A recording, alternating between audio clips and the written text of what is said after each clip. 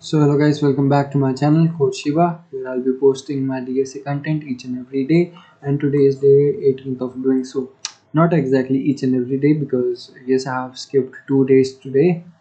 So yes, I will try to be more consistent from now on. But for now, let's look at the problem reverse integer and sleet code problem number 7, which is from the tagline math.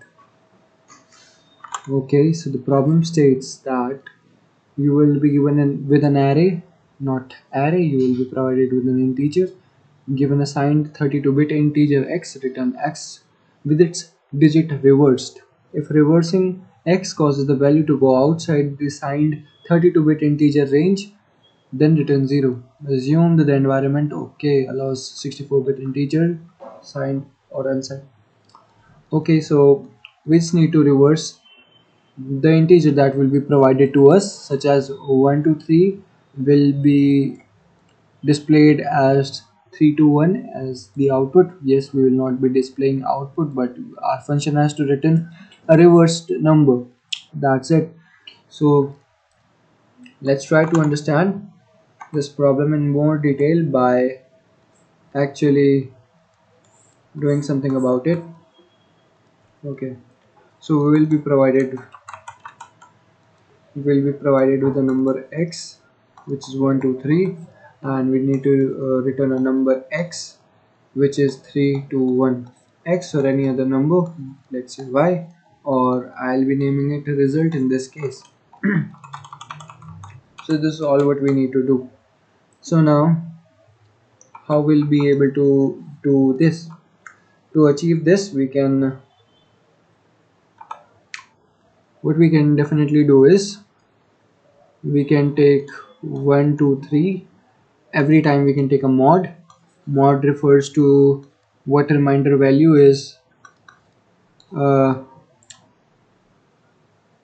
what reminder value we get after like dividing 10 with 23. And as we know, after dividing 23 with 10, the value which we will be left with is 3. This is the particular reminder. So a mod in coding is referred to as whatever value is left as the residue after a particular division.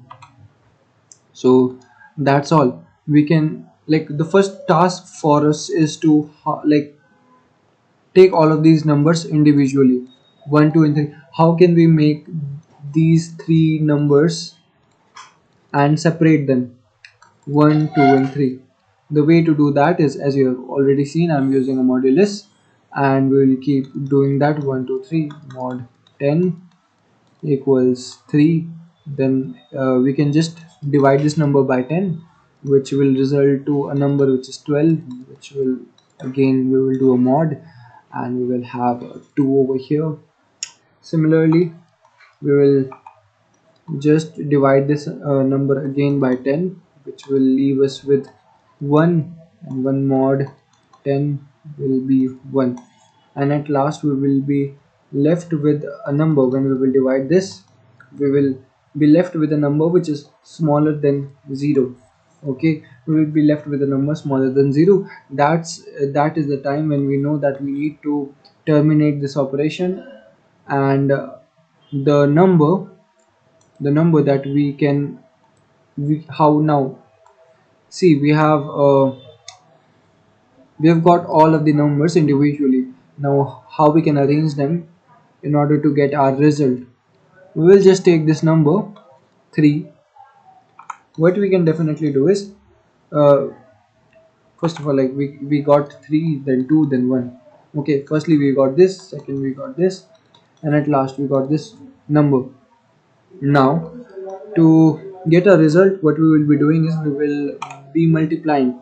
Like, how we can, like, if we are getting 3 to 1, how can we represent this number?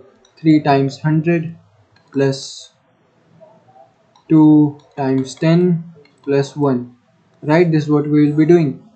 And to get the result, after obtaining these numbers, what we can definitely do is we can 3 times 10 plus 2. This will be the first step. Then second step, since it will be 32, then 32 times 10 plus 1, which will then result to as 321. Initially we can like take our value as res as 0, with which we will multiply 10, and we will enter a very first number over here like 3. So that is it for the logical part. Let's move on to the implementation part and see if our logic works, and see if everything like that working or not.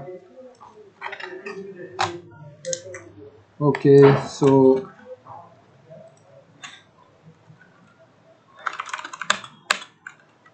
let's take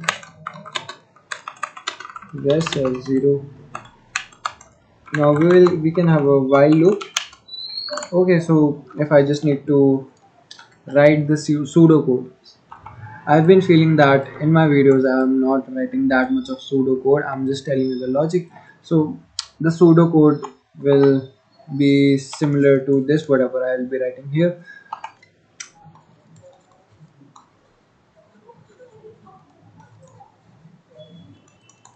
Okay, so like first of all, we can have a result where we will be storing our values. We can initialize it to 0. Then we can have a while loop where we can say if like particular x, that is input, if that particular x is smaller than 0, uh, or like this for loop will run till a particular number x is greater than 0, right?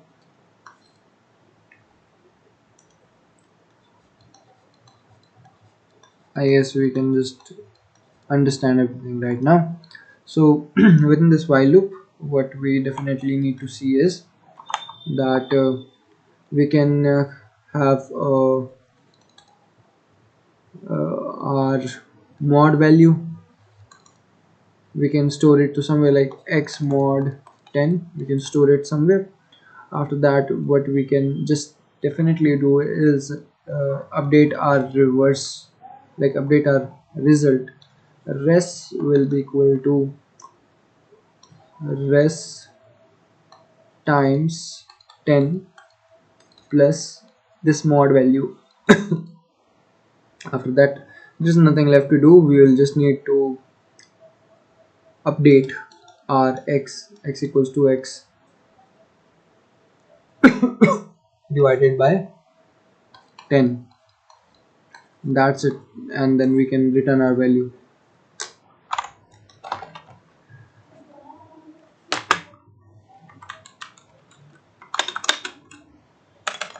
So let's just greater than 0.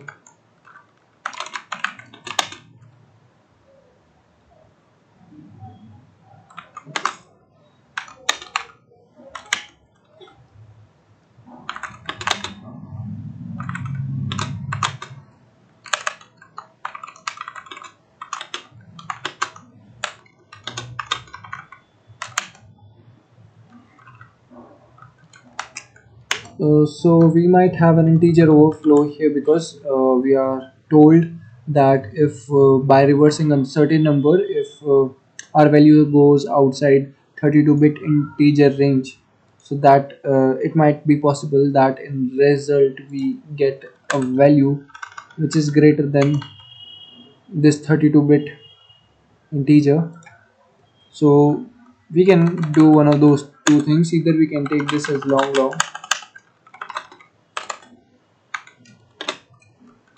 yes, or I can have an condition over here. If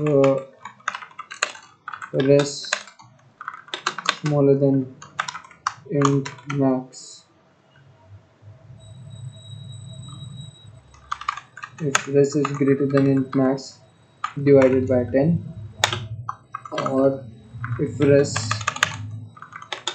is smaller than int min divided by 10. At this point we can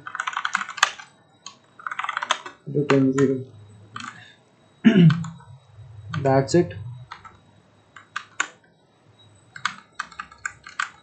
because we are multiplying this value by 10. So if a particular number, if we want to multiply a particular number by 10, and we don't want its value to go outside this range. So let's take an example.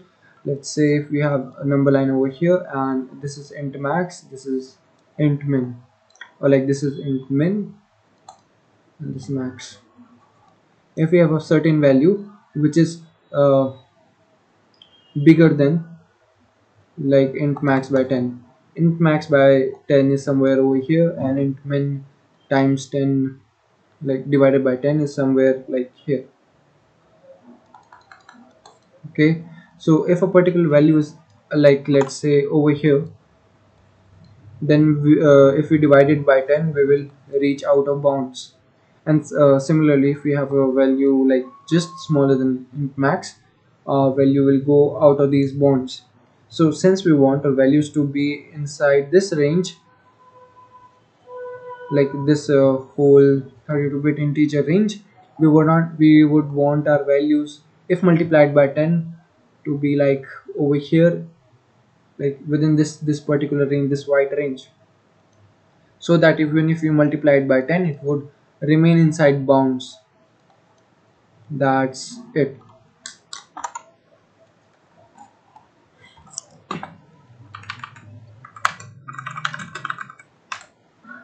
Let's see, solution works. I'm sure there might be some errors over here. So result is not updating. Yes, because the condition is wrong. A condition should be while it is not equal to 0.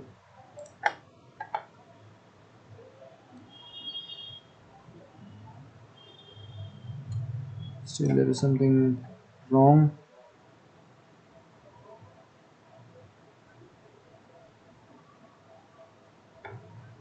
Okay,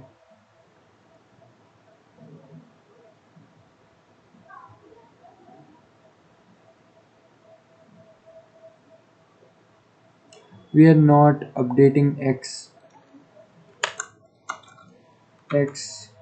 divide equal to 10.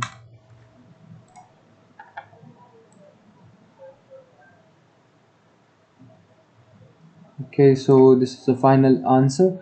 The thing that I forgot was to update this x, yes, so that we can have a particularly smaller number. I don't think that I need to explain that. So let's see, and let's check if this solution works for larger test cases. Not, yes, so that's the solution clearly works. And if you want to like see for a better solution, we can just remove this condition, because this condition is something that takes time. Every time we are doing this, if our result was int, this solution particularly was the best solution if our data type was int. But if we have long over here, then we don't need this condition, because we can go out of bounds. Yes, what else we need to do is, if we can have a condition if res is smaller than int max, or and res is greater than int min. These conditions are true. If they are false, we will return 0, otherwise we will return res. Okay. Let's see.